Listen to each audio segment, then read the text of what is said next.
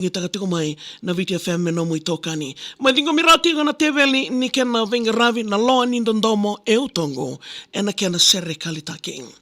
Te butali nongo i dhodo na lomangu me wasi amanda. Me mbuita waka serikali e na VTFM me wakarongoya e na waya.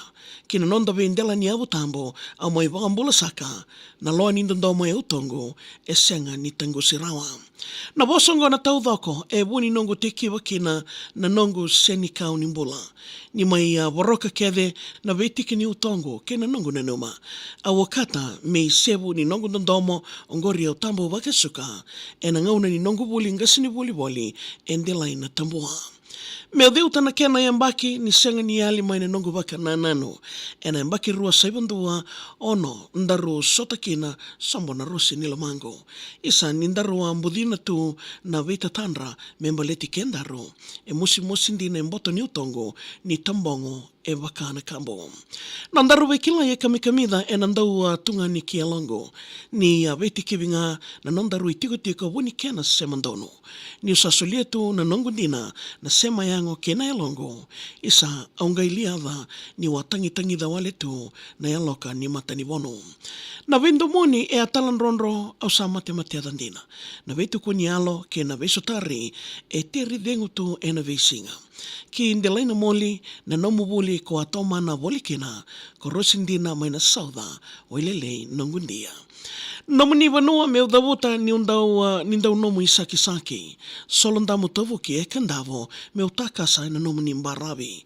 Isa unga kindava mai e muri ni usilima tu na ngaunindali ni ua ngangano taka lovoli meu taumbena na manu nduitangi.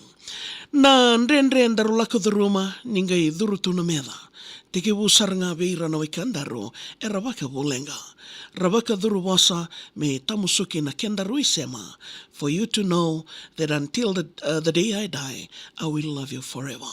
Na mbaki rua saiva andua vitu ko iratou na nomu wawale mindau sande wa wanua. Sa rarawa takandina na elongo na nomu ngolingo isambuna. Na kena waka mosialo na veita tau ndarua kawa ni semberna no mubuka luwudi auto New Zealandi e lomai wura. E dhambula kitai kandona ndandomo se kanonda rundandomo se kau atunga. Daruweru ndomo talitu ni se matitu na wa. Nomu itatau e wonga e utongo me lima na embaki na nongo wawa mo lesu mai me nangai tau dhoko i sombuna mokila. Veve sauna raki sa tekivu warawara mai na soko.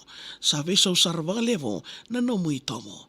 Ni tu vea waki sandende mai waka me sa siavu nandandomo ni senga tu na veirai e matana voto sa waka au matamboko.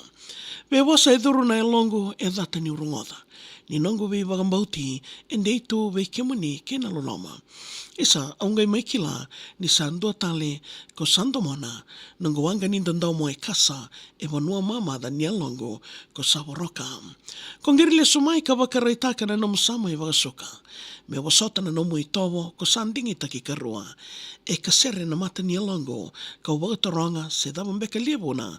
Isa na veisa mbeka ngā ni ngauna se na yawa ni wanua. O ngā lili me kira weto kani e nambola i kaworo. Ni loa e kambita na utongo e senga ningai tambongo. Ni mosi wale ngā nandina au solietu e na kena taudoko au mai viritaka walikina na watu ni nongo ndandomo. Au na sanga meua ngwele dhawa na nomo vei dhavilaki.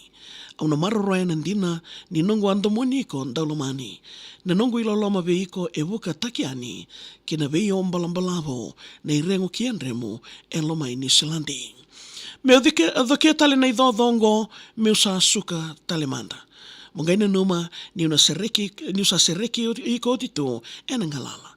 Au na visuka na nondarungauna ni senga ni tangusi rawa. Na loa o alinga ni ndandomo e utongo ki rau no mate wata. Kina nomu mbaravi na iloloma meu wagasawu e tale sambuna. Veiko naita kina sauda ongori na nomu ni wanua.